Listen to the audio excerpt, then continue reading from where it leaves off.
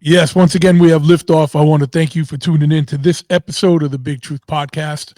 And I'm stoked to have my man Stu from a band called Spirit World with me today. And you've heard me rant and rave and fawn out over this band over the last couple of years. I don't like a lot of new stuff, but this stuff to me hits hard. So I'm stoked as a fan just to have you on today, man. I don't say that about much. So, Stu, welcome to the show. Appreciate you taking the time. I know you guys have been you've had a crazy ardent touring schedule. You guys have been making massive moves, and I know you had gallbladder surgery and this and that. I know that's not easy, dude. Especially being vocalist in an extreme type of band. But what's happening, dude?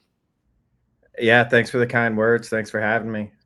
Not much, man. We're chilling. We're home for a bit. We just went out and did a couple shows with Carcass and did the Louder Than Life festival like a week ago. So everybody got together, hung out, played a couple shows, and yeah, just home, chilling, fucking decorating my house for Halloween. Hanging out, man, having a good time. My nephew's flying into town tomorrow. Got tickets, gonna go to the fights. He's Nice. in his super into MMA and UFC, which I've followed way back, VHS tape, probably from the third or fourth UFC on, all through Pride. So fight sports, MMA, boxing is something with the music thing too, is just one of the things that I just geek out about and follow. So I'm pretty stoked. Gonna be a fun weekend. My buddy Khalil's fighting on the card. He's a title contention fight. So be a good time, man. Got a cool weekend coming up. Being in Vegas is a good place to be too if you want to go see see things live, man. You get a lot of events there, a lot of good cards out there. You don't have to go to the pay-per-view. You can just go down the street. Yeah, you can, man. It's expensive. Like these, I think I forget what we paid, maybe $350 a ticket or something, which it's a good card, but I like the live fights. I've been to a bunch and it's cool, the energy, and the UFC especially does a good job of having videos and the walkout music, and they play the sizzle reels before the fights and kill the lights. So it's cool, opposed to a big boxing fight. It's just silent in the arena as far as the production. And so boxing, not as much anymore, but back when HBO was popping and you had Lampley and Larry Merchant, the color guys were great. I preferred watching it on TV than to pay the ticket price. And then you're just kind of in there and it's just silent, but the roar of the crowd, It definitely seems like UFC and stuff has stepped up the production, and it keeps you entertained. So you go there, you're spending that money, but you're entertained the whole time. It's not like you said, where you're just sitting there waiting for the next, match to come up. They stack the cards too, that was another thing. You pay 3 times as much to go to a boxing card back in the day is an MMA fight, but there's really only one fight that's even competitive. The rest are just stacked with people they're developing, and they're just smashing tomato cans. So the UFC is cool. And this, because since Broden's coming down here, my nephew, that's my twin brother's kid, and he's a badass. So he's I'm sure we'll be down there watching the first fight at 3 p.m. So we'll get it's probably a 10 fight card with the main card is just dynamite with killer fights. So we're probably gonna be down there just I don't know, a full shift, an 8-9 hour shift of fights, it'll be tight. Well, and then that's the other thing too. If you're spending that money, you still, even though it's expensive to get in, like you said, you got 8-9 hours of entertainment. You know what I mean? And fights to watch. It's not like you're just watching 2 fights or something. It's not like watching Tyson in the 80s where you spend about $500 to go to the fight and it's 32 seconds long, and then you're like, all right, cool, adios. Sure. Yeah, and my brother Nick that plays bass in Spirit World's coming too, so just be the 3 bros hanging out. So it'll be good quality time, Absolutely, man. Absolutely. So, so you guys have been touring pretty heavy, and I know I wanted to go see you guys when you played Worcester, but I don't know. it seems like things right now is like there'll be nothing happening for 3-4 weeks in a row, and then 5 things are always happening, and it's always the same day. Yeah. And I was out of town. Every time you guys have played, I've been out of town. So I'll catch up with you sooner or later. And Connor will give me a heads up when you guys are coming around. But Yeah, I don't think we're doing Worcester this time. I think I think we're actually in Boston at that House of Blues. yeah, The cool. That's a good venue. It's big. Its sound is good. Yeah, I've never played there, so I saw. I think actually Connor brought it up when we were on this last little run because I just assumed we were playing the Palladium again. He's like, "No, bro, it's fucking. You're in Boston, baby." Yeah. You're right down in the thick of it. My brother just moved out there to Amherst. He's works at the university, and Yeah. I guess it's like an hour from Worcester, maybe a couple hours from Boston or something. So Yeah, it's like 3 hours. Yeah, 3 hours away. yeah, so I That's think Western Mass. Yeah, that's more like he's closer to like, Albany, upstate New York than he is to us. yeah, I couldn't picture it, like, when he told me. I haven't looked at a map either, and I was like, "Fuck, man, I've never heard of that college," and Yeah. because he was at Iowa State, Yep. and, like, I follow, like, UNLV college, basketball and football pretty close, and I'm like, "Amherst College, what the fuck is that?" Like, Yeah. It's one of usually the UMass, University of Massachusetts, the Amherst one. Yep. yeah, and it's just one of them things that if it doesn't have sports, I'm not very, into They the do, but I don't think they're like the division that you're watching. You know what I mean? They're Yeah, exactly. secondary. So it should be cool. Like when we're out there, I think it's right around Thanksgiving. So he's looking for his house. They're like in an apartment. So gonna try and maybe we can swing by either coming or going and go check out Amherst and hang out with them. I got Yeah. another little nephew over there that he's got the jujitsu bug. So he's been up there already choking out a bunch of mass holes, sending me videos. Pretty cool. There you go. So the band, man, like I like I first heard it, and it was just one of those random things you can think, as I know as sucky as it is for artists, it came up randomly for years ago. Pagan Rhythms came up for me just on Spotify randomly, and I hadn't heard of you guys, and this is Yeah. before Death Western came out and everything. So probably, the year that Pagan Rhythms came out. And I was like, what the fuck is this? This is good, man. This is good.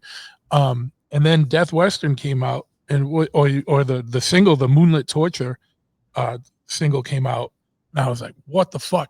That song and Death Western to me, like, and I'm not saying I've said it on record to people, like those songs are like absolutely impeccable, 100% fucking solid fucking songs. And that album, Death Western's one of my top albums. And like I've explained it to people. I was like, imagine if like Integrity and Slayer went back in time to the Old West, raped a saloon whore in a brothel, and had a child. That child is Spirit World. Yeah. It's good, but I mean, I liked with Death Western, man. It seemed like it was cool that you also. One thing I wanted to ask you about was you had a book that accompanied it. Did you write the book first and then the music for the record? Because I know they were like kind of went hand in hand, or was it like, is it chicken or egg situation here? It's all kind of like a big blur. It was like when it started because I Yeah. started writing that collection of short stories, and I was working on Pagan Rhythms at the same time, and Oh, okay. then like because that story's continuing. It's Yep. just I've come to the realization that what was gonna just be like a zine and me just writing some stuff with no, I don't know what the I guess it's just I realize now that what I do, maybe it's because I'm like I hyper fixate on the things I create and I just well, it's important to me to like make shit really tight and Yeah. good. Yeah. And I just kind of came to the conclusion that like the stuff that I'm doing is not there's nothing that I do that is like a it all deserves like a big release. So like on the fiction side, like the short stories I wrote, I self-published them and then like it went out of print, and then a publisher in LA um, did a really nice version of it that came out the same time as Death Western. And so the follow-up to that, like the fiction narrative story of this horror Western thing is something I'm also working on too. So like all these things are just like one big creative outlet that I'm either in here writing, designing merch, designing fucking suits and like the stage stuff or writing riffs. So I Mm. just kind of Spirit World, I set it up that way too, like because I played in a band and you just kind of learn when you go through the ringer, if you're smart about putting your interests into something that can't have a ceiling on it, you can really kind of just get fucking as weird as you want, you know? Mm. And that's something that's really appealing to me. And I just wanted to have something that I could just I really respect people that have a lot of output and really are prolific. And I struggled with that real hard because number one, when you're like in your early 20s and you don't know anybody and you don't know shit, like I've written so many songs that'll never see the light of day, put it that way.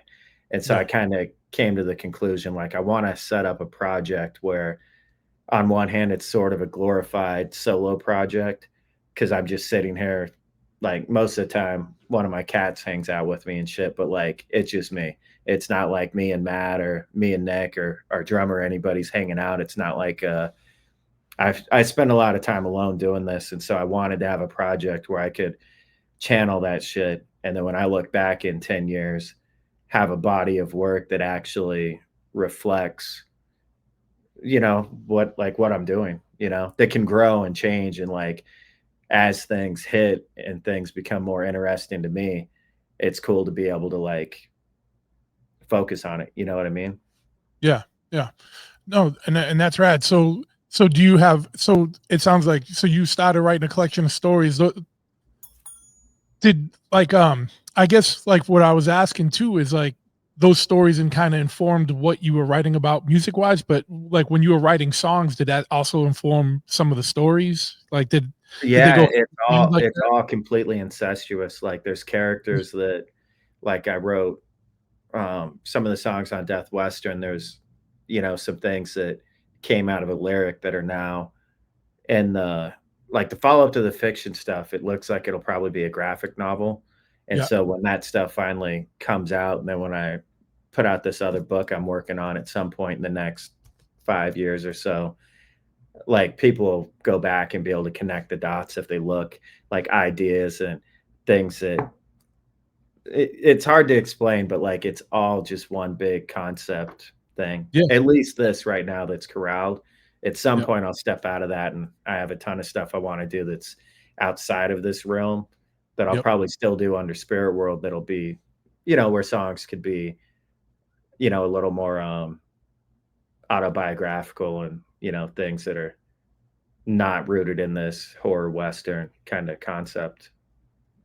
Sure. So the stuff you're working on now, fiction wise, is it continuing the same story like the horror western stuff? It's Yeah, continuing. yeah, so it's that story is ongoing, like, through all these Yep. songs and through all this writing is, like, one big, long saga. It's cool, and it sucks because that's the thing that it was easy with Pagan Rhythms because I wrote these short stories, I wrote that record, I did it all myself, paid for it, and it was, like, from starting it to having it out, less than probably 8 months, you know, start to Yeah. finish, and now because like we just finished up our deal with Century Media, and since like July, have the basic tenets of a new deal with the label done, and things are just going back and forth. And I'm like super pumped and happy about where things are landing. But the more people you involve and teams and things,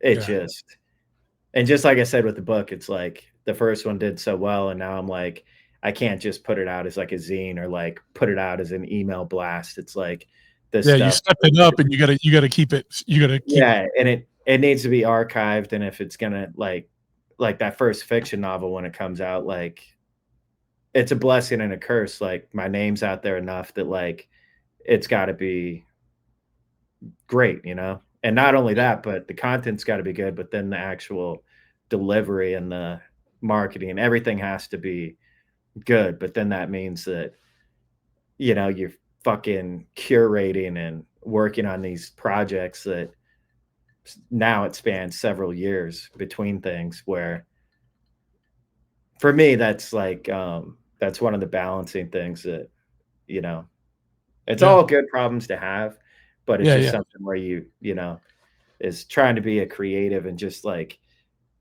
do it because I like to do it, Yeah. knowing that things are like these new songs I'm working on right now. It's like I would hope I could get them out next year, but I wouldn't be surprised if with nobody with everybody doing the right things, it's possible that it could make sense to do it, who knows, end of next year, like second quarter of the following year, and that could just be reality. You know what I mean? Sure. Yeah. There's a the like you said, there's a lot more people involved now. So it's not easy. It's not like you sitting at your place doing it like, all right, this is done. Let me just finance this and throw it out. Like yeah, Yeah. you got labels and they're gonna be like, well, we really got this release first, so we're gonna put this out next quarter and we feel like it's gonna do better than thing. Yeah, I get it. It's Yeah. more of a business, you know what I mean? Yeah, And and then it's like the touring stuff too, right? It's like Eldorado, like, was received really, really well, yeah, yeah, did absolutely fantastic on, like, liquid metal and, like, the best playlisting we've ever had on Spotify where, like, even right now, it's still, like, just pumping, and it's yeah, like the touring that you do on top of that, it's like 1, it's cool for us where it's like that what did we do this year? Like, we, like, went and did, like, a festival, like, on a boat thing, you know, and it's like, yeah. "Okay, cool, like, never done that, sick." A couple of our old ladies went, like, it was badass, and then you follow that up, the record comes out, and you go out with, like, Obituary, Nails, Terror, long tour, like 5.5 weeks or something, and then just did some shit with Carcass, and then we got this other tour coming up, and, like, all of that is kind of part of that album, you know what I mean? Yeah, yeah, It's yeah. not like, just you know what I'm saying? Like, just Yeah. you put out new art and then, that comes with, you know, hundreds and hundreds of shows that are lined up around it because people fuck with what you're doing, you know? Yeah, yeah, like you said, it's good problems to have. It's not a it's a thing, you know what I mean? It's a good Yeah. thing, but it's also like takes away probably because like you said, you probably appreciate being able to have your time at your house to sit there and create and do the creative part of it, but Yeah, and you gotta all do of the us, other like, end too. we Yeah, all yeah, work and, like, Matt just had a kid, and, like, yeah, my brother's kids, like, my niece, uh, Brooklyn, like, she's a senior in high school, yeah. and, like, just all those things, it's like we're we're just, like, straight stand-up working class dudes where it's like, this band shit is crazy, like, it's Yeah. cool as fuck, but we'd be lying if we said it was remotely easy to balance the shit that Oh, yeah. Spirit World does with and, I have a corporate day job and moved to remote stuff, so, like, it got way more flexible, but, like, my brother, he owns his own business, so, he's doing construction shit, so if he's got a project, like, it's tough to balance things, you know what I mean? Sure, And, yeah. like, Matt too, like, he works out of state, and so we've done a good job of doing it, and the band gets so many cool offers, and everybody in the band is all in on making it happen because we Yeah. love doing it. But it's really like the age-old story of, like, be careful when you're riffing because it takes you like, you never know. You write a fucking sick riff, next thing you know, like, your ass is playing a whole lot of shows, and if you don't go capitalize on it, there's 50 fucking bands standing at the door that are ready to go. So it's not Yeah. like a thing that you can I feel a responsibility too to, like, serve the people that dig these records. And I feel like Sure. because we don't tour full time, there's always a pressure of, like, we don't really do small room shows a lot, and so we need to get out doing some headliner things, and it's not because we don't feel like we're big enough or ready to do it, it's literally just we only tour like 3 months out of the year, 4 months out of the year, and it's hard to say no to going and playing in front of 2,000 people a night to go do your own shows and, play to 200 kids, which I Yeah. love that too, but it's just like you know what I mean? It's like, Yeah. it's a balancing act where, like, if you're younger and everybody quits their job and don't give a fuck because they have no responsibility, you just constantly tour until you burn it out. And we're at the point where we're like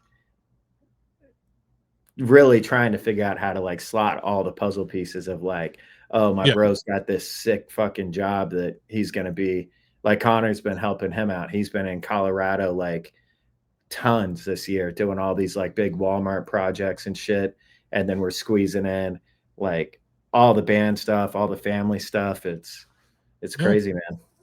Yeah, it's like you said, man, that's like a recurring theme when I talk to people in bands. It's, it's a different thing to tour when you're more set up in life than it is when you're 18, 19, 20 years old and you got nothing going on except the band and everybody's like all in and let's go. And it's you, the band, and like 5 of your friends will jump in the van, you know what I mean? And go out, you know what I mean? But it's a whole and like story when later in life, when like the people that, hop in the van with you, it's like, they don't give a fuck. Fuck, like whatever job. It's like, fuck my job. I just put in my notice. I'm going on tour all summer. I'll figure it out. But like, everybody I run with is all like established, like grown men.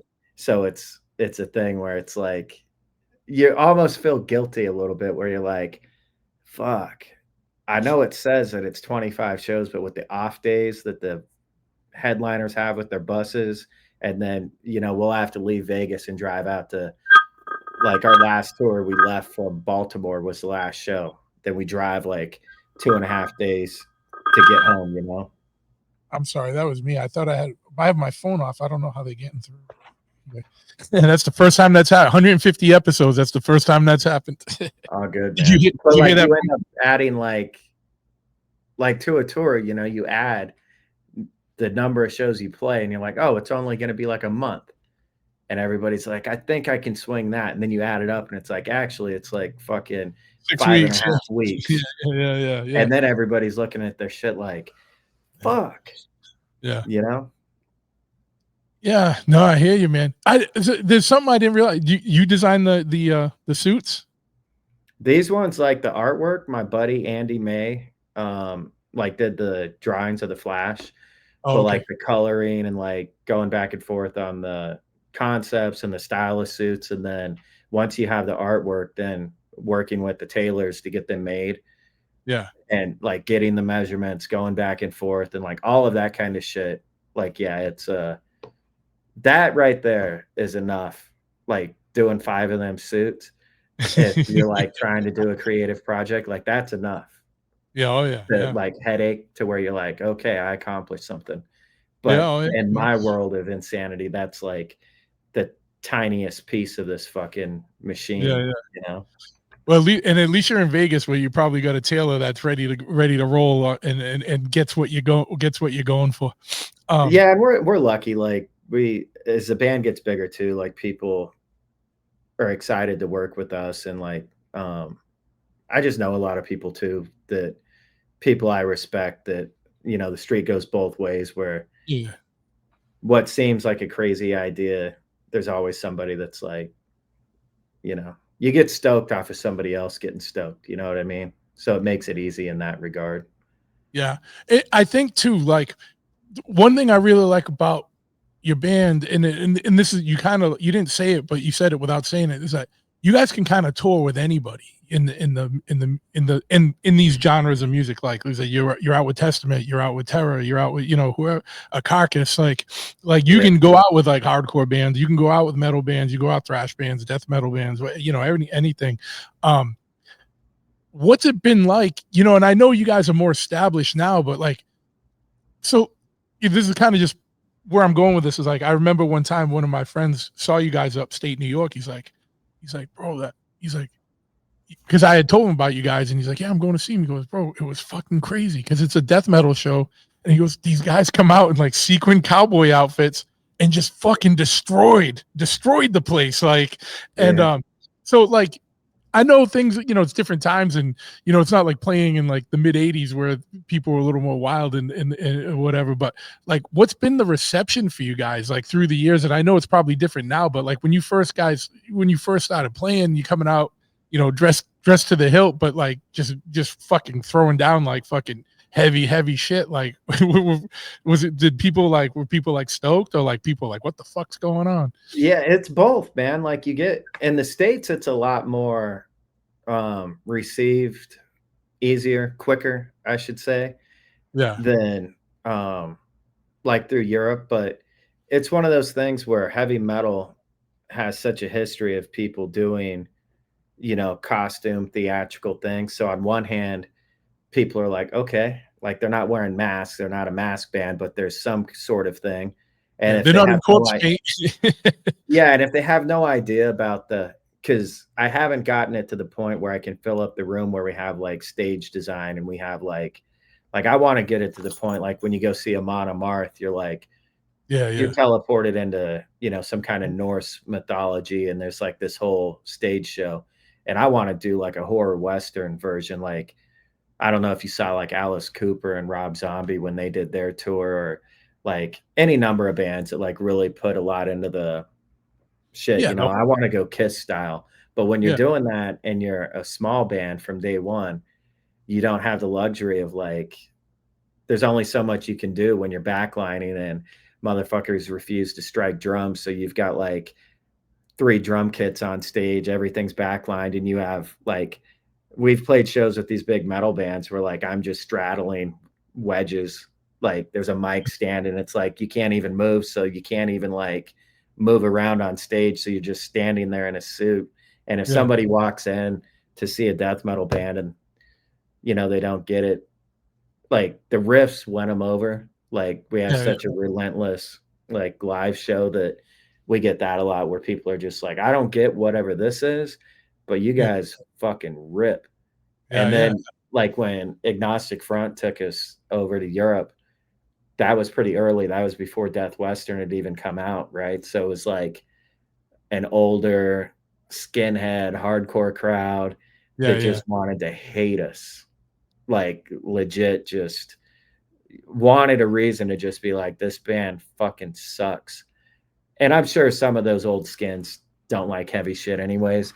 But yeah, like with AF, they have such hard stuff in their catalog, like the Eliminator and shit. It's like our riffs and like the lineage of stuff I pull from. Like people hear the Cro-Mags and they hear, Obituary and Slayer and Integrity and Ringworm. Like people that follow this underground shit, like when they hear us live, they hear all these influences and they're like, God damn. Like, so I think it's been easy just because the songs themselves just, if you like heavy music, you probably will enjoy the shit out of a Spirit World show. yeah, yeah. And I mean, and I guess that's a really good way to explain the music too. Like those songs are like relentless, and it's just riff after riff after riff, and sometimes you don't even hear the same riff twice in a song, and it's just like keeps Yeah. going, changing, and but And it's everything's only like the it good plays parts. off It's each other.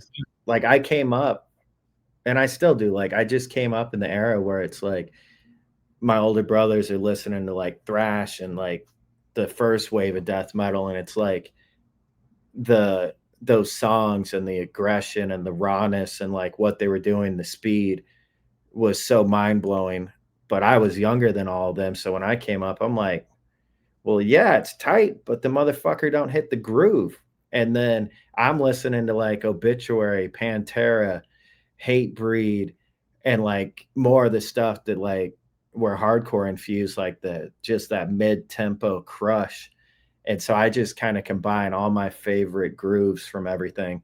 So a lot of times then when I'm writing songs, like I'll do a fast part and then I'll write like the sickest fast, like Crow Maggie thing that maybe on their record, they would just do that for 3 minutes and that would be the cool part of the song. And for me, that's like an 18-second blast of coolness just to Yeah, speed it up so I could break it down into like a 2-step that I want.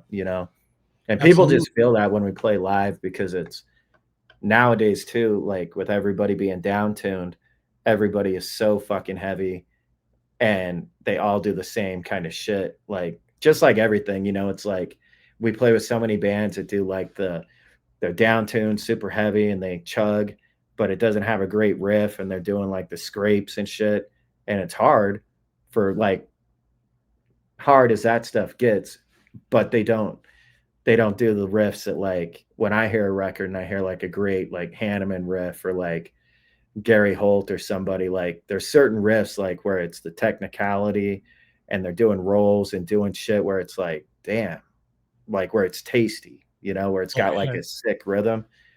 I don't think there's a lot of that. Not as much of that as when I was younger and you could go see like, bands nonstop that had killer fucking riffs like that. Nowadays, I feel like that's kind of,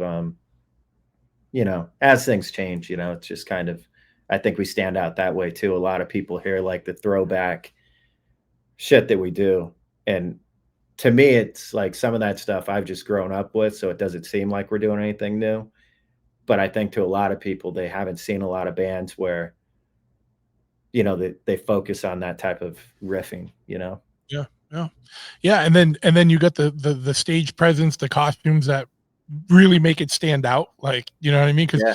Because even if people didn't know your name, they're like, "Who the fuck were those cowboy dudes?" Like, you know what I mean? Like, it stands out because you don't look the normal thing. Like, if you guys are playing a festival in Europe, motherfuckers were like, "Who the fuck were they?" You know what I mean? I'm Yeah. sure. And like I always spend the money, like it costs a fortune, but like, I take this awesome artwork that, I get made up for these records. And when you print that shit and it's like 25 feet by fucking 20 behind you, and even before the band walks out, then we always play Eddie Arnold as our walkout music. And it's just like an old country song. And Yeah, from the jump, people are just like, the artwork is so impressive and like unique that I think that too is a big factor, like the suits and the artwork of the banners. And we play these big ass theaters with these bands where you can really like drop a huge banner. And yeah, before we even come out, people I think want to like people like artwork, they like bands that have cool artwork and they look at the banner and they're like, that's sick. And then if the band even gives them a reason to sort of like them, I think it's like an easy win. yeah. Now you mentioned graphic novel. Is it going to be done in that kind of same style of artwork, or is it going to be more traditional comic, or like, like what are your visions on that? Like the interior, I'm gonna do like a black and white. Like I'm a comic book dork, so like I grew up on that stuff. So I'm gonna do like it'll be black and white inside, and then I mean the covers, I haven't got that far, but I mean they may, be full color and shit Yeah, like that.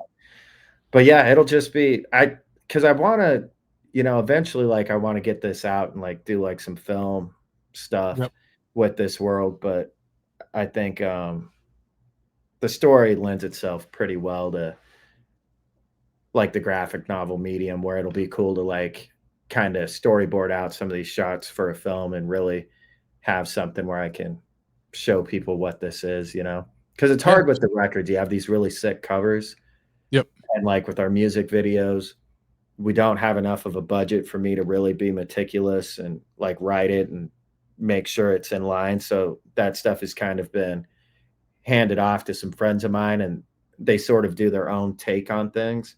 So yep, it's like a horror western, but it's not like the story that's actually happening in these records and these books. And so I just want to actually get this world and this lore out there where people can read it, see it, feel the whole arc of this. yeah, man. And it's again, it's a thing. It goes hand in hand with the music, with the books. Are you do you draw, or is it like, do you have someone you working with someone on that? Are you storyboarding it out and have someone Yeah, do it? so I'll do all the script writing and write it all out, and then there'll be an artist that draws it all. Cool, cool. You mentioned film. I'd be remiss to ask, did you see the Danzig horror western? The Yeah, the one that Danzig. opens with that great shot of that bitch naked on the horse, like Yeah, cruising. yeah, yeah. Yeah, The yeah. where they end up in like the horror house or whatever. Yeah. Yeah. I was laughing though, because it's just funny because like that shot's great, but then it goes on for like 8 minutes and it's like, all right, bro. Like, Yeah, we and don't it's like see all we don't see it in masturbatory, and real you're just time. like, yeah. Yeah. There was a couple things he did in that where like all of a sudden it's like would just start zooming in and then just start getting tighter and tighter and like just randomly, suck in on somebody. They did Yeah. like a whatever, like a not a grand opening, but whatever it is, like when a thing first comes out right around. Premiere or something. Maybe it was around Psycho Fest or something down here. Yeah, it was a premiere, and they for like a couple nights down here at a theater, they showed it. So me and my girl went and got to see it like in the theater, and yeah, I mean, I love B horror, I love Danzig, Yeah. Yeah, yeah, but yeah. for like the budget they had, I'm just like, damn, bro, I know. like, let's go. I'm like, and that's kind of how I was left with it. I was like, I really was like, oh, this is gonna be fucking awesome. And then I was like, I'm like, dude, Danzig's such a horror guy. I'm like, bro, yeah. I'm like, it felt a little rushed or something, but that's whatever. And But yeah, man. I love shit like that because there's people that watch something and they're like, you can go negative and like talk shit, but I'm always the other way where I like see something like that and I'm just like so inspired because I'm like, all you need is a little elbow grease and a little style, and like that could have fucking ruled. Like that could have Oh been yeah, great. And yeah. even like when I write records, like that's the same way I look at bands. Like I'm not a great musician. Like people will tell me like, "Oh, you're a fucking sick ass riff writer." And every once in a while, like I'll have like some guy on the road like fanning out, and they do it to the guitar players because I don't play guitar live. Like they'll Yeah. go up to Matt or like Randy or somebody and will be going off about how they love the records and like what sick fucking shit. But like I don't feel that way because I'm like not guitar guy.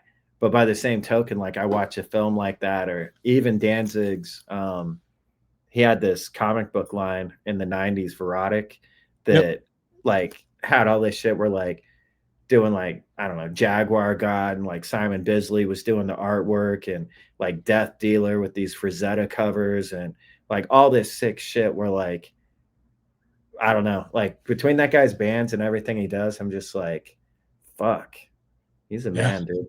Yeah, I know. He's put out a body of work for sure.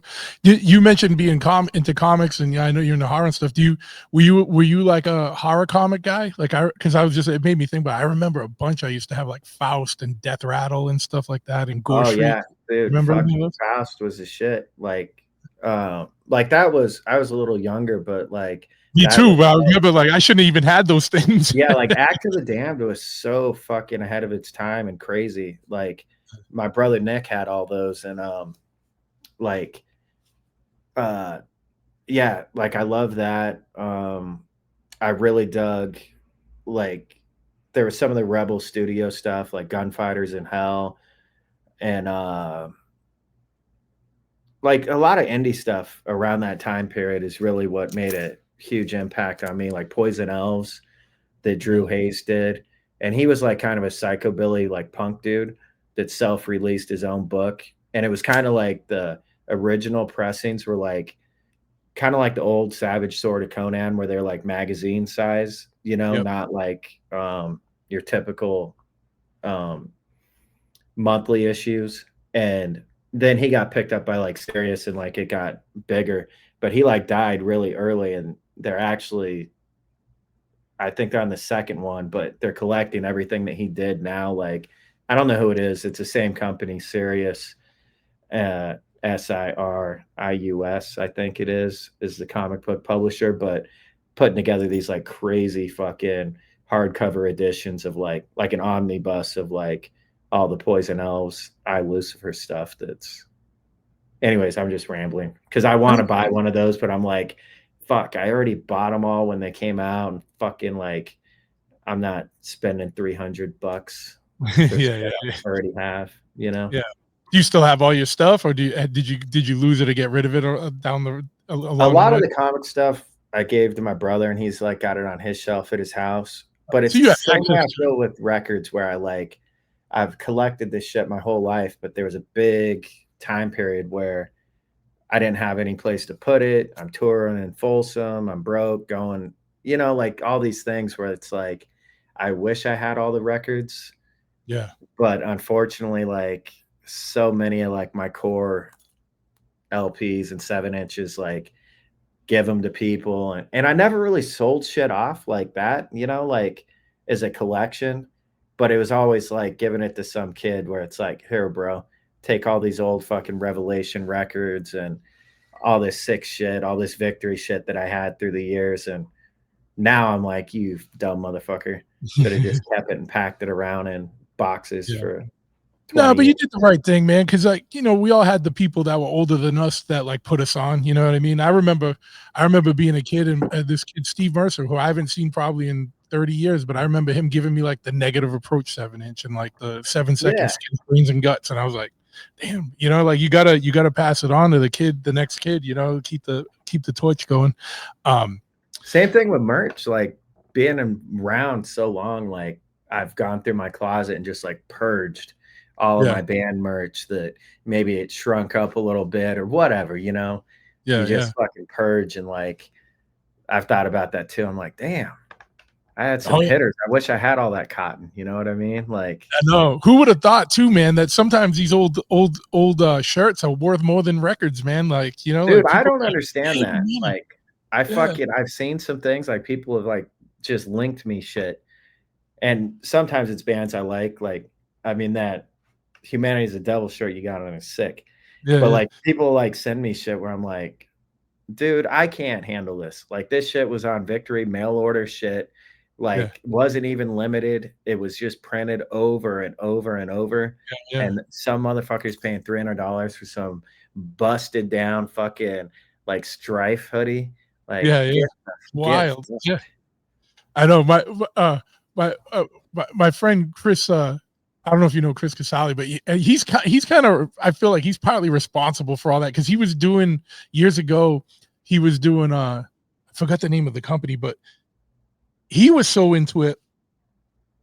I think he did like some represses and stuff. He was like tracking bands down and buying the old screens from them and stuff. So he has like the screens for a lot of these shirts and craziness. Like I'm like, damn, yeah, wow. like he was super in it, and he had like a whole archive, like a hardcore t-shirt archive and a website for all that stuff, man. But it's wild. Like I feel like I do got to bust into my father's house. I don't have to bust into. We're good, but I just got to get up in his attic.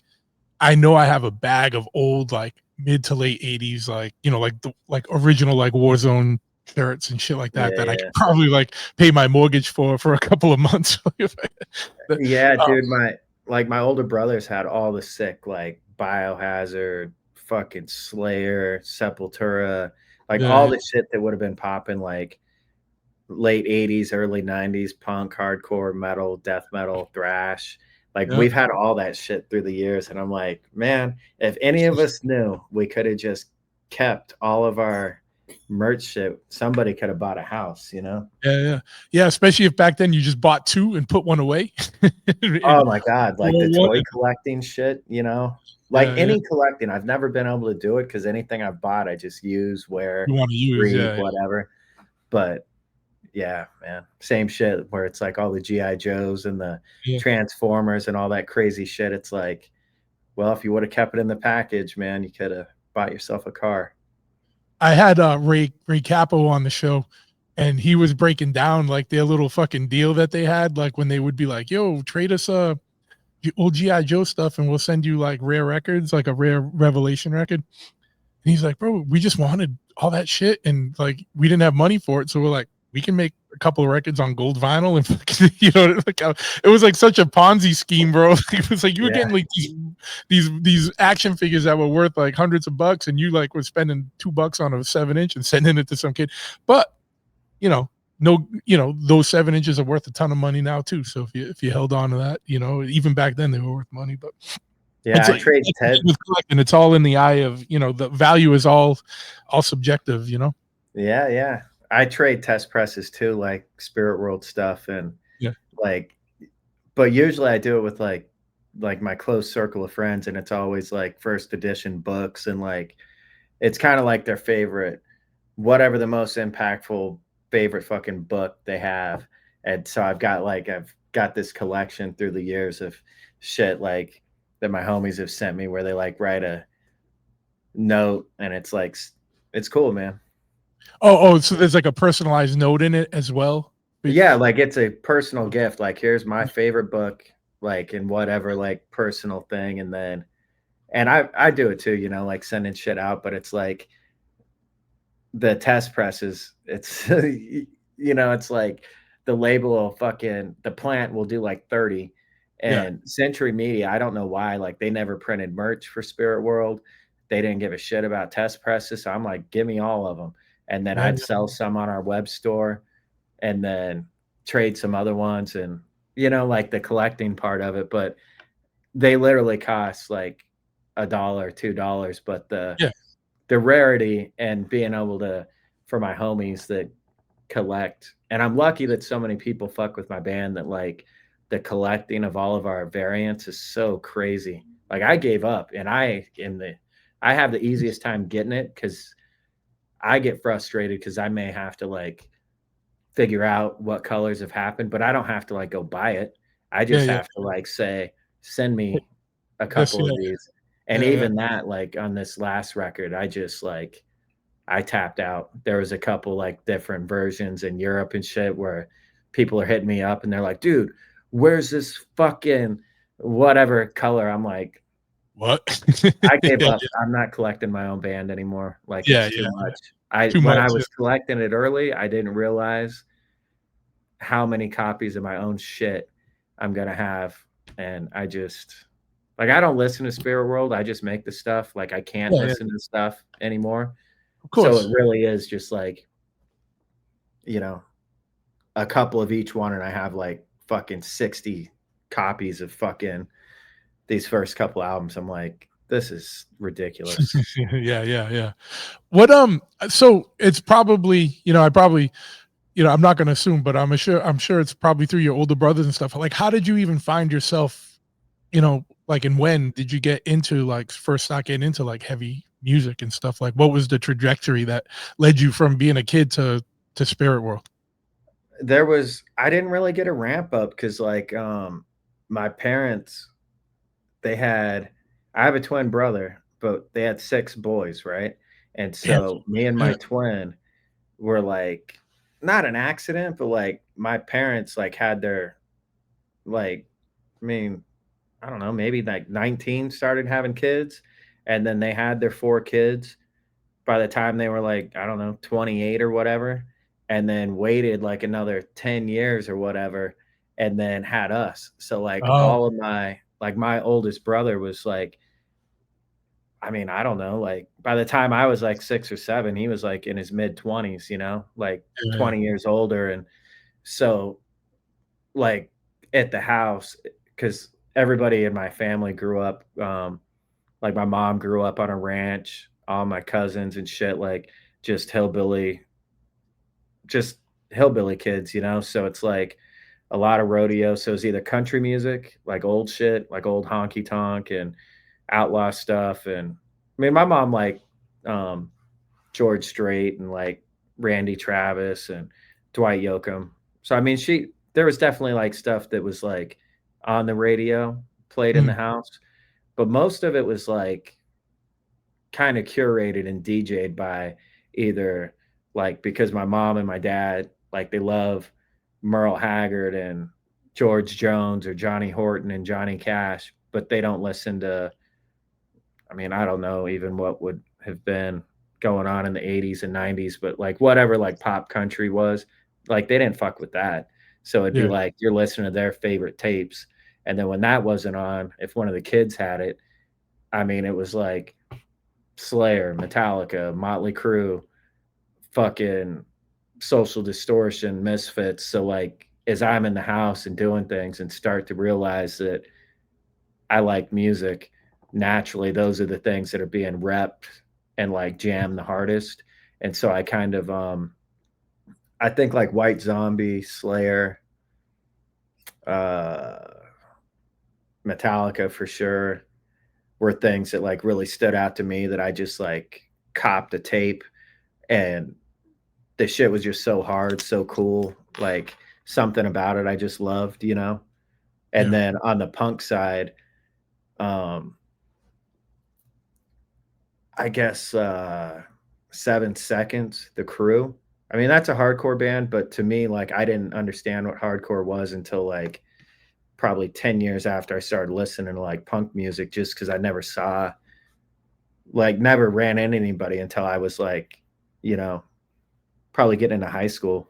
Cause I just listened to all this shit because it was just at the house. I didn't know it was like different until I start getting to like fifth, sixth grade. And I'm like, huh, kids in a Megadeth shirt, who I never really got into Megadeth. I just couldn't handle the like the singing thing, you know? Dude, I'm so on board with that. 120%.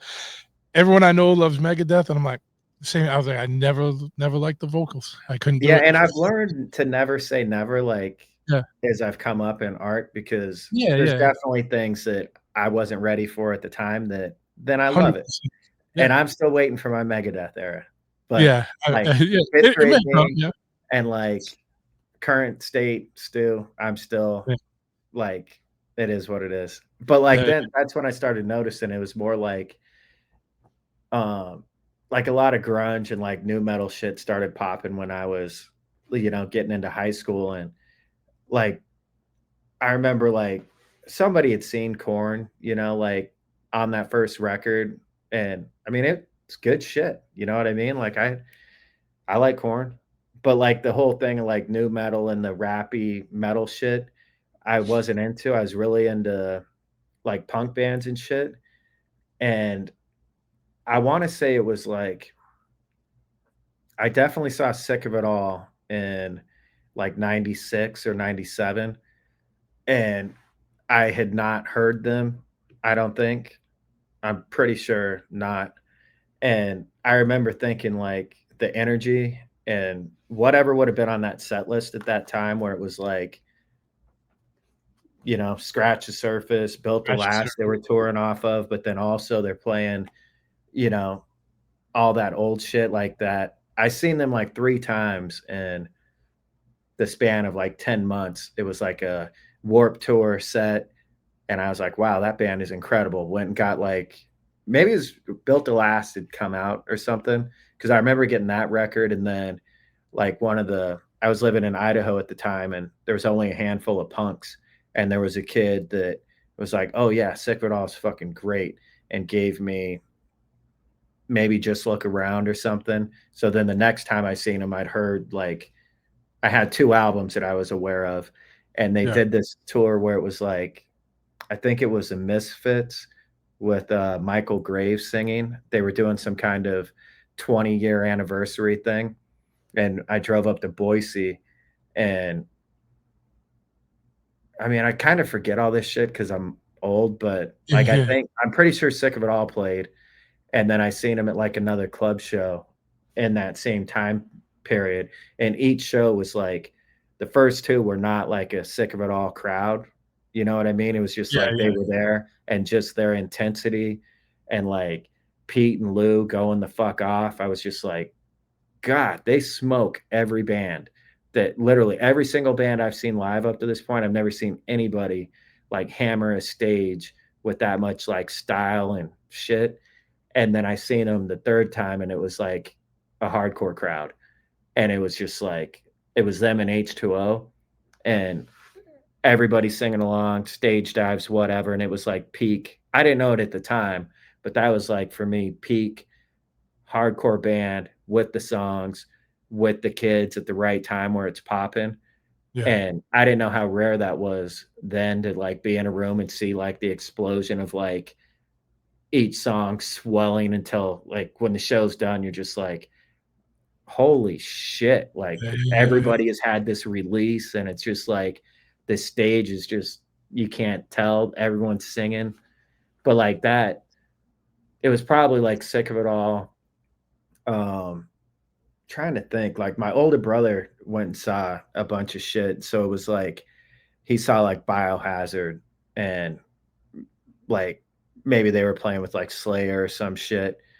But like all of that, like it was all like New York bands. Like Mm. kind of that is what put it on the map of like, oh, well, there's metal, thrash, death metal, I understand like that. For some reason that made sense to me that those were different scenes. Yep. But then like hardcore punk, when I finally realized that hardcore was its own thing, then like I was just going to all those shows everywhere, like relentlessly, don't care who it is. And I mean, it was just a incredible time where it's like, go see Snapcase, go see Avail, go see fucking Hatebreed, Death Threat. And at that time, like I was probably booking like shows too. Like I had I always had this like thing with not knowing how to do something, but just being stupid enough to say fuck it. Like booking shows where it's like being like 16, 17 and booking like Dropkick Murphys and booking like shows that were big, like that had Yeah. guarantees and shit. And like I don't even have a job. And I was so poor. Like, I mean, I would save like my $2 lunch money to buy a record every 2 weeks. Like legit for years that went on. But at the same time, I'm like lying and being like, yeah, we'll do a door deal. I don't even know what a door deal is, but I've Yeah. been to this We'll club. do And it. I'm like, Yeah. I'm pretty sure if I just do it, it'll be sick. And Yeah. Yeah. then you do it and it's sick. And then like I remember like I'd seen Buried Alive a bunch, like because I was working out of town and I booked them. I was in Idaho for some reason. Them and Death Threat were on tour and when like Vogel and all them dudes showed up. Maybe this was like 98, 99, something like that. I don't know. It was a long time ago, but I remember when they rolled up and like it was before like GPS shit. And there was in Pocatello, Idaho, there was a music store and some friends of mine lived upstairs and it's kind of a squat punk house. And so we do shows and shit up there. And like when all them dudes rolled up, they were like late, like what the fuck? They're like looking for the place because it wasn't an actual address. It was like 924 and a half, but the half was because it was upstairs, but it was like maybe it's South Main Street. I can't remember now, but so they were like on Main Street at the other end of this little town. And Uh, Pokey is a small town, you know, like maybe 30,000 people at that time. So I remember when they got there, they were like stressing out. And then Vogel recognized me and like my friend group and was like, oh shit. Like, cause we'd been up front in like a bunch of like record stores and shit in Vegas and Seattle and all over, just like singing along to Buried Alive and Pitting Hard, like that kind of vibe. And so they're like, oh, well, if you guys are doing the show, this is going to be sick. And I yeah. remember like that was a time too where hardcore is such a cool thing where it's like, yeah, maybe there was 50 kids at that show, you know, but the 50 kids that were there, like all of us had the Death Threat record. Like it had been going around like fucking wildfire for like, I don't know. I think you remember that Only the Strong compilation that came Oh out? yeah. Yeah. Yeah. Yeah. Yeah. Like they had a track on that that because I think like probably Mike Hood or somebody, like however it came out, like there was something where like Death Threat was our band, probably like everybody in hardcore at that time. And so like when they play, I mean 50 kids, but fucking 40 of them are singing along to every song Going off off. Yeah. Yeah. Yeah. Yeah. fucking Peace and Security. So it's like, here, take all the money from the show. All of us fucking bought a ton of merch. Like, Yeah. um, Supported. Yeah. Where like where did you grow up? Did you grow up in Idaho or were you just out there? yeah, I grew up in Vegas. So like my whole Okay. family is in Vegas. And then when I was in like junior high, like my parents were going through a tough time and I have a bunch of family in Idaho. And Okay. so me and my twin brother, everybody else stayed down here. And like my dad had a business he was trying to keep going. And so me and my mom and my brother and at different times, one of my brothers like lived with us for a spell. But basically we went up there and like I had a bunch of cousins and my aunt and shit was up there. And so I ended up in Pocatello for like junior high into high school. But then we were always running back and forth to Vegas. So Okay. I kind of cut my teeth in the punk scene going to shows and because there were not shows in Pokey. Like we booked bands once, like we figured it out, and so Yeah. like I don't know, like friends of mine like booked Blink 182 and before like Dude Ranch and shit, Of but course. like Yeah. we're like booking what we can, and then like my crew of friends took it over and started booking. But basically, we were relegated to like pulling gas money, driving to Salt Lake, going to hardcore shows at like the DV8 basement and like all these venues because they would get a lot at the time. Like Salt Lake hardcore was pretty fucking big, so you could like, I mean, drive out there and see like Scarhead and Madball and like Yeah. a lot of shit that we fucked with would play there. Not everything would go to Boise, but between the two, you could drive a couple hours during the school year and go out there and see a gig and Okay. then come down to Vegas. And because my brother had been down here going to shows forever, like that was always cooler where like Vegas had, I don't know, it's just cool, man. All those scenes were cool. Like, Yeah. Well, that's what's cool about, I think, hardcore is like, when we were kids, like it was a thing like anywhere. Like, I would go to shows in Boston, Providence, Connecticut, the Anthrax, to New York, like we all bounced around, especially back then before pre-internet and stuff. Like if you wanted to be involved, you had to be involved. You had to be there. You yeah. couldn't just And watch it. So, so many times like we drove to shows and then the show would get canceled or yeah. moved or fucking whatever. And like thinking about it now, because there was like a blizzard one time and we fucking manned up through the blizzard and like went, it was like I-15 fucking heading into Salt Lake, sketchy as fuck, Yeah. almost died. Like, but we get downtown, get to the venue, and the show's fucking canceled. Like going to see Face to Face, this punk band that I fucking Yeah. love. And for years we've been bumping Face to Face, and I'd only got to see them play like a festival set at like Warped Tour or something. So this was like a headliner off their self-titled record. And Yeah. then you get to the show, drove like fucking three. It should only take 2 hours, but it probably took 3.5 because we're driving like 35, 40, snow blind, Yeah. and get out there and you're just like, what the fuck, man? And this Yeah. is before I had any idea of how bands, like they were just these magical things that would appear in cities. I didn't know Yeah. what booking agents, even after I booked shows for years, I had no idea how shit like actually worked, But Yeah. at the time you didn't know. You'd see a flyer and that's it. Like That's you it. just go there. You didn't have cell phones to be like, hey, is it still going on? Yeah. You just, And traveling too, like you don't even know people. Like yeah. you know a couple people when you get to the show that you may recognize, but it's not like Yeah. here in this day and age, I feel like there's such a community of, even with Spirit World, where there's like these people that are just like this ecosystem around our Instagram and Facebook and shit where like they talk to each other and there's like a community. And I'm Mm. like, I didn't get a cell phone until I was like fucking 25. I'm like, Yeah. I Yeah. was in a lot of ways just like you just went to a place and the people you bumped into more often than not like ended up becoming like your circle. You didn't get to pick, you Yeah, know? yeah. Well, because there wasn't a lot to pick from. Like it was like, Yeah. it wasn't like now, like where there's like thousands and thousands of kids in the shit, which is cool. Like, but it's different. But yeah, you made me think about when you said the snowstorm shit. Like, I remember going to see Sheer Terror once, and it was like a massive blizzard, and like literally 13 people were at the show, and I was like, but it was one of the best shows ever. You know what I Yeah. mean? It was just Yeah. like because everyone went off because it was like everyone was, fuck, dude, we all made it. Let's fucking go. You know what I mean? And Like, I've always held on to that, especially playing in bands where like coming from small scenes that are DIY, that the band is great.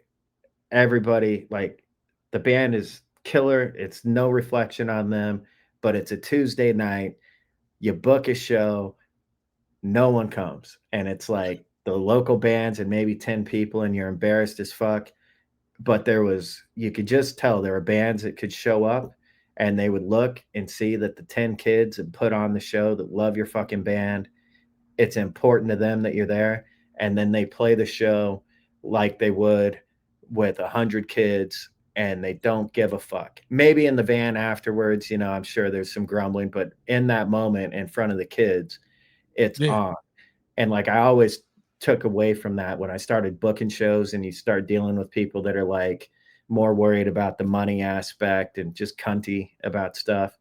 So like I've always kept that vibe because I was one of those kids. Like Yeah, yeah. some of the best shows I've ever seen are bands that played to what should have been a fucking catastrophic failure of their tour where they're probably getting paid 60 fucking dollars and they had every right to just be fucking pissed and cancel the show.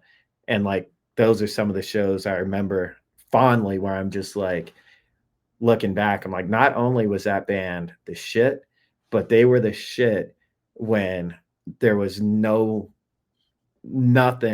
to be excited about. You know Yeah, what I mean? when they didn't need to be, but that makes it even better. You know what I mean? Yeah, That and it makes makes me like I've always held my bands to that standard of like that it's important. Like if you're playing first and the room's not full, I don't give a fuck. Like we're going off and play like playing. you're headlining. Yeah, play like you're headlining. Yep. And go out to the merch table and be cool. Like so that's something like 13 kids. I remember seeing like Turmoil and maybe there was 25 Yeah, yeah. kids.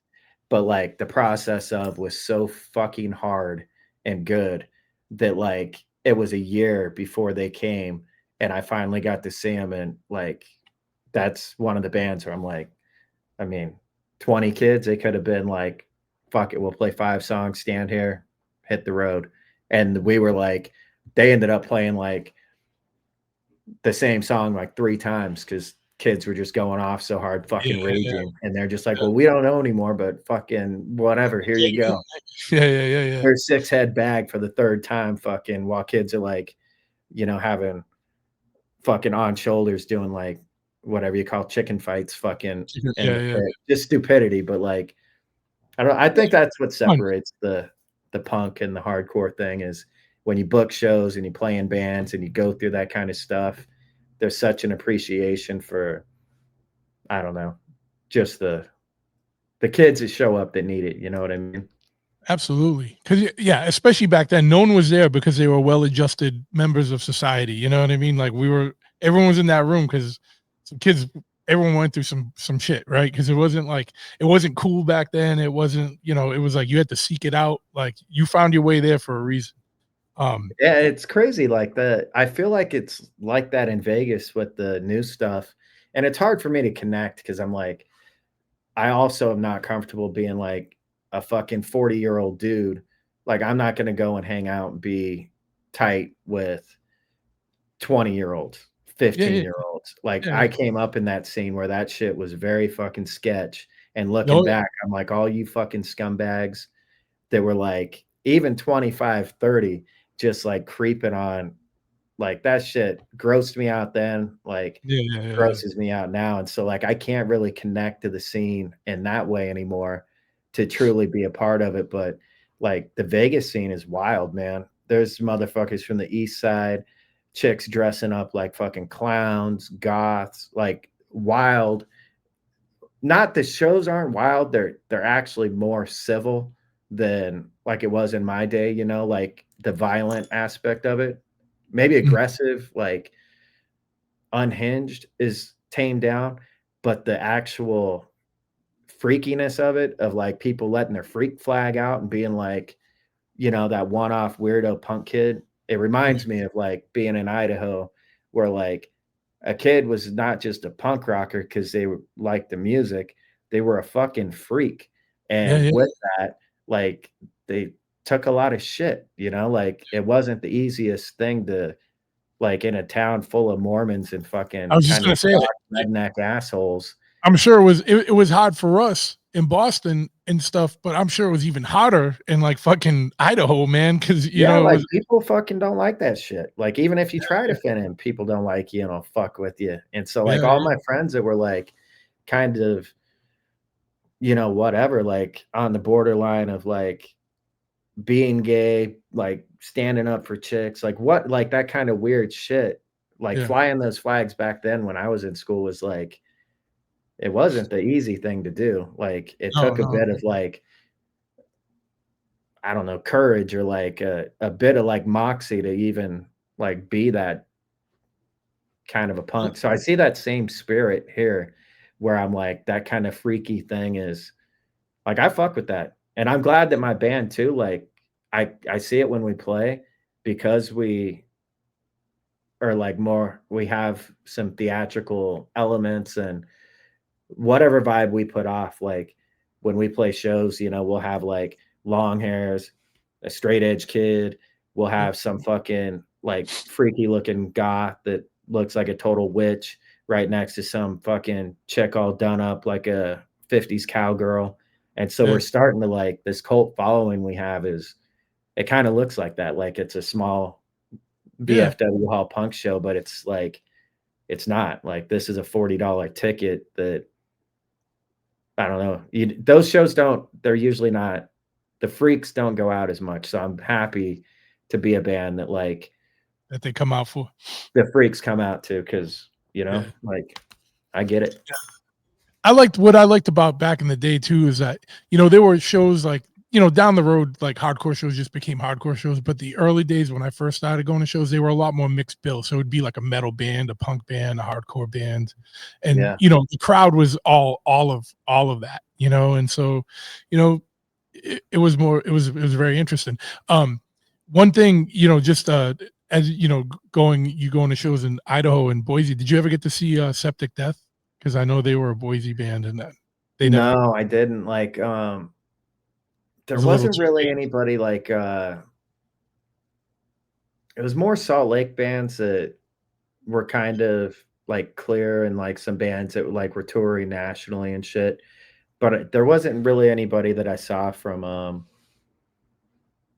Vegas either really until like Curl Up and Die and Faded Grace started popping, but, Mm, like, no, there wasn't, like, really an established band that was, like, our own. It was all local bands that, like, looking back now, because everybody makes a record now, like, most of the bands that were the most important thing to me maybe put out a demo tape or a fucking 7-inch, mm. but, like, never even got couldn't even figure it out to do an LP, which is Yeah. crazy how much that's changed, you know?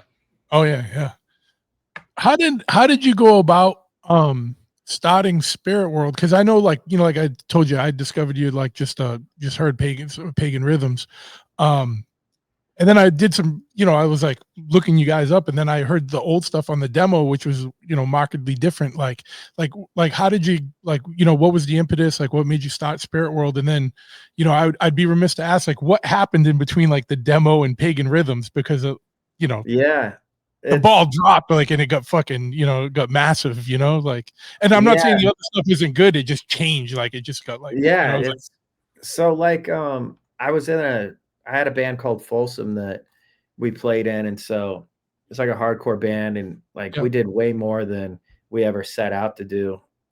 Like, I just booked a ton of shows down here, and, like, I mean, everybody from Integrity to Ringworm, fucking I don't even know, man. Everybody, Full Blown Chaos, Terror, Death Threat, Champion.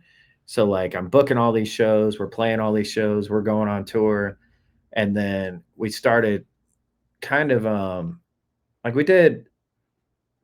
we started doing like a couple US tours a year and then we went to Europe a couple times and then everybody it was kind of like time where it was like every band hits it where everybody we'd been on the road for like 2 years straight and you're finally getting like shit's popping, you know, where mm, um like we had an offer to go tour with Blood for Blood in Europe and like I was ready to go, but I was the only one. Like everybody mm, else, it was like my twin brother just had a kid.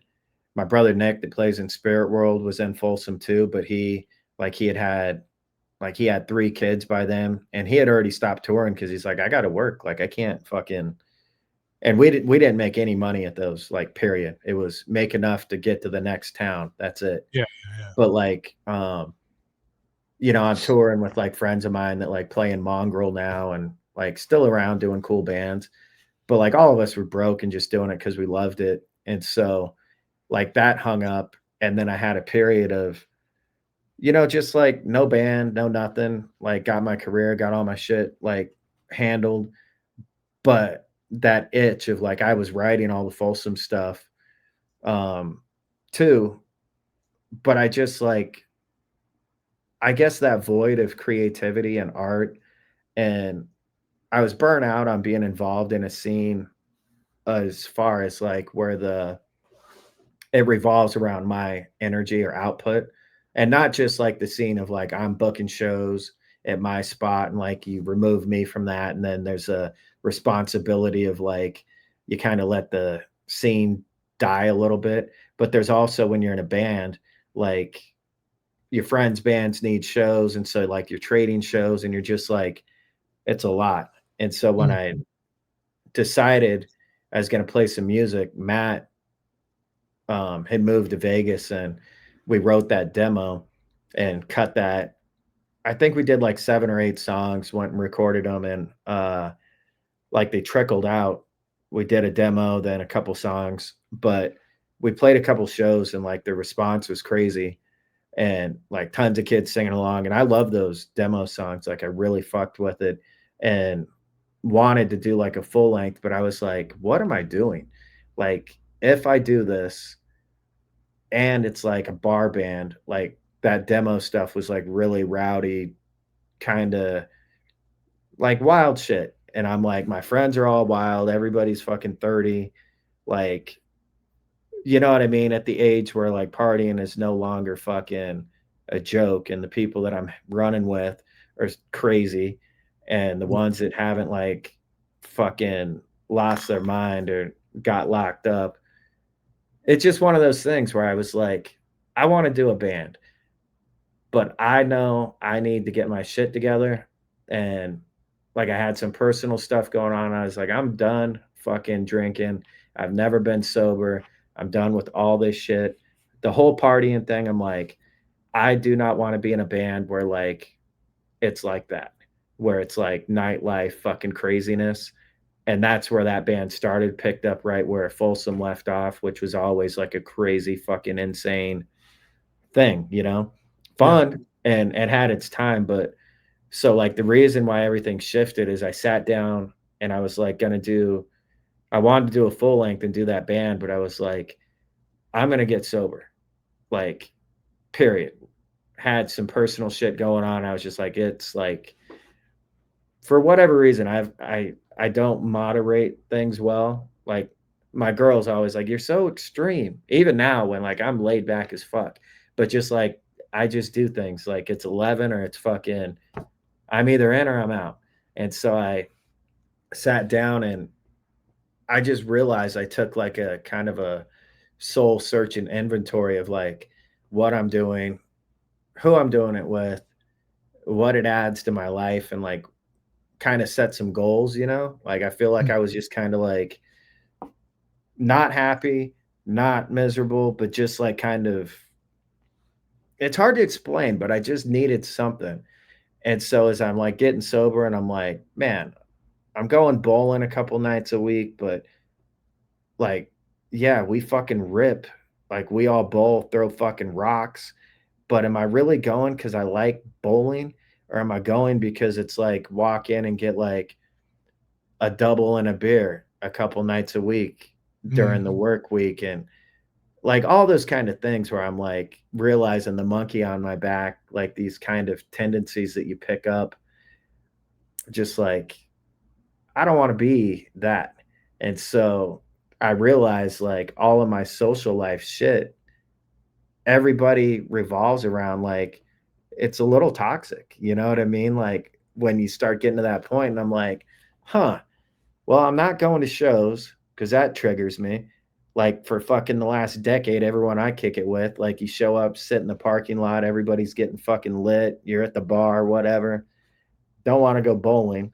And so then I'm sitting here like trying to like figure out like what I want to do. And then I'm playing guitar. And it starts out I'm playing like this country shit that's like fast, cowpunky stuff that's great. But then I'm also like playing the songs that became pagan rhythms.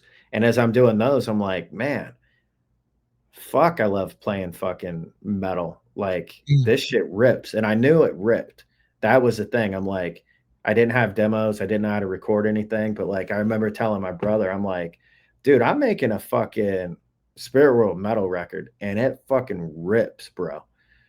And then I just sat here and did that and put it out. So that first couple years of like being sober, I mean, I don't know if it's like hippie shit, but I feel like when I when I think about pagan rhythms and like the start of spirit world, I feel like that's when it really started, where it's like that's a dude that like has things to say, rhythms in his fucking riff hand that's like ready to like make some cool shit. And when you go all in and like devote your time to stuff, like it's hard to focus on shit and be creative. And that was like a thing where I was like, I don't know if this band will do anything. It's very hard. And I know like some people like my stuff, and I'll probably have a few people check my shit out just because I used to be in a band or whatever. Yeah. But I also did not promote Spirit World. I never have. Is like I did not promote that to like, oh, the dudes from Folsom got a Yeah, new you band. were like featured members of Folsom. Or, yeah. Yeah, like I just wanted it to be its own thing. But then because I had so much time and I was thinking about this, that's how I kind of put it all together where I was like, well, if you're gonna do a band, like Folsom was in the era where people were not making records. So like you couldn't get vinyl. And so that always pissed me off. Like I tried so hard to get a couple of our releases on vinyl. And at the time, every label was like, just it was a hard no, you know. It's like, Yeah. no, fuck you. We'll CD, we'll do yeah. CDs. And so like that was goal number one. I'm like, I'm not doing a 7-inch. I'm not doing a fucking demo. I'm literally going to write a full length, just drop it out of nowhere by myself, put it on wax so that I have that checked off of my bucket list. And then just in the reward of the universe of doing that, then those songs have taken me around the world like 3 times playing with all my favorite bands, and this band is doing like crazy fucking insane shit, like playing in front of thousands of people where it's like just like that show in Kentucky, it's like it's crazy. Like we're playing, it's like us, Devil Driver, Machine Head, and it's not like we're the local band that's like on the thing that doesn't belong. It's like we're lumped in with like this, you know what I'm saying? Like that kind of thing. So I Yeah. part of me is just like it doesn't happen by accident. It's a lot of work, but that's why the shift changed it. And then like I've kind of been riding that because when you start playing guitar and you start like getting on one, it's kind of like I've sort of developed my style a little bit, and it's taken me this new stuff I'm writing. I think I finally melded the two together where I'm writing some of the best stuff I ever have, but I think when this comes out, it's going to be like there is not another band that sounds like this or Mm, probably ever will sound like this. Like this will be like one of those weird things where it's like that band was doing their thing, you know? Like this will probably be like the self-titled record because I feel like that's what it is, you know? It's like a band finding its yeah. whatever you want to say, like it's Well, you can two see step that too level. on in Eldorado. It started coming out again, you know?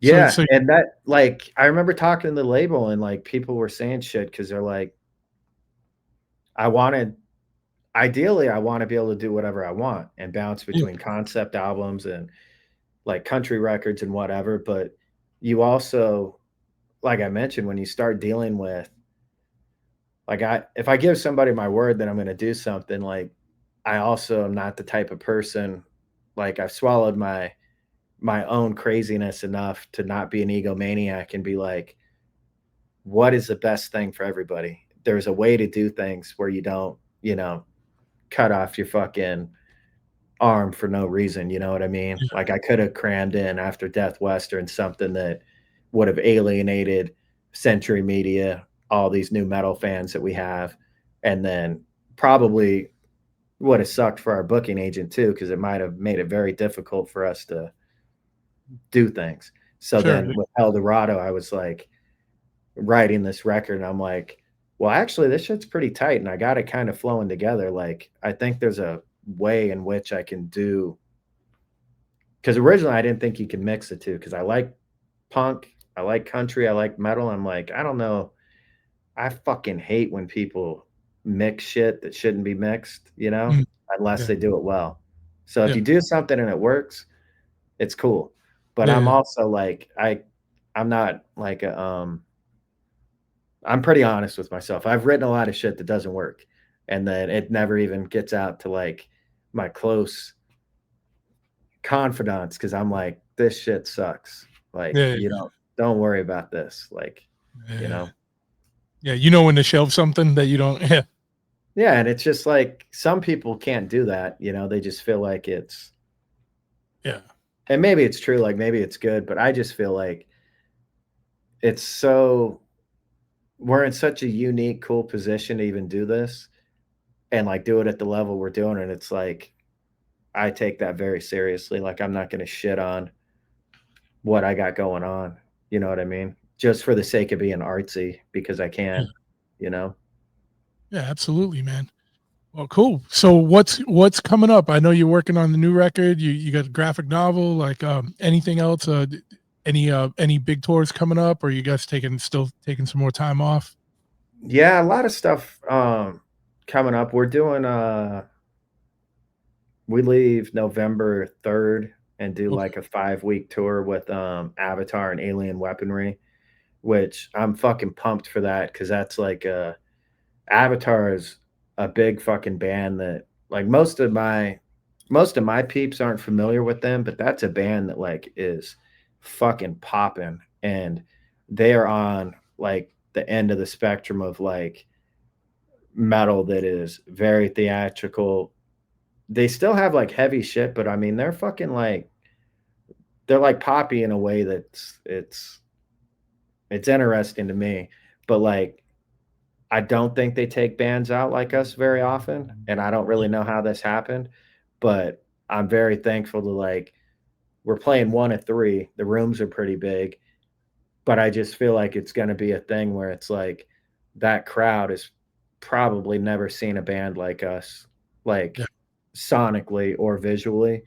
But I think like where when we go and play with Nails, Terror, Obituary, that crowd, a lot of the core kids probably on some hand sort of know like my old band or my guitar player's old band and like people there like hear what we're doing and are familiar with like the styles that we present.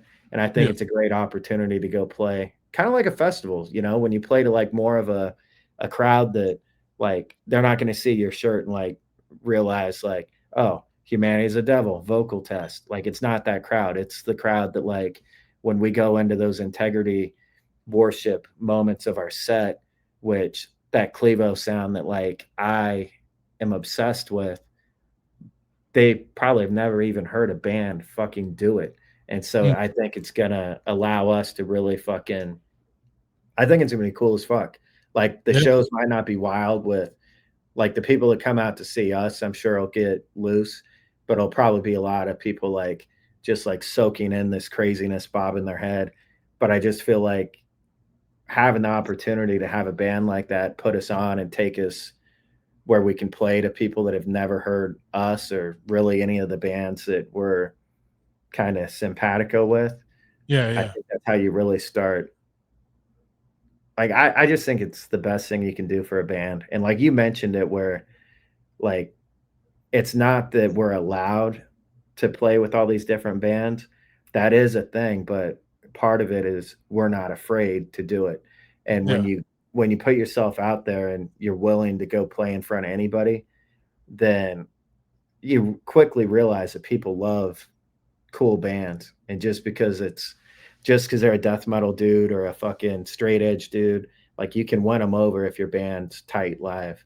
And I think Absolutely. that I just remember when like my favorite bands would blow up and they'd start getting on bigger tours with like weirder even when like Hatebreed first blew up and like Soulfly took him out or somebody, and then there's all the Push Pit Bros.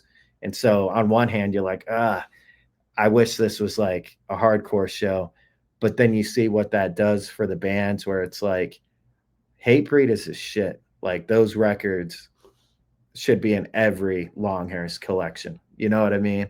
And it's like you can't get it to them, There's not radio, there's not MTV. Like if the bands aren't willing to put themselves out there and go play in front of those crowds. So I feel like Spirit World's at that point where it's like I'm pretty excited for that tour because Alien Weaponry is from like New Zealand, and they're the same thing. Where like those are younger guys, but like they're a wild fucking band. They're like a 3-piece that fucking thrashes out, but they sing some of their songs in like their what I don't even know what the language is, but like when you see the rugby guys doing like the fucking crazy hockey Yeah. shit, whatever that vibe is, their indigenous thing, like they start their set with that, they sing songs in like that language. It's wild.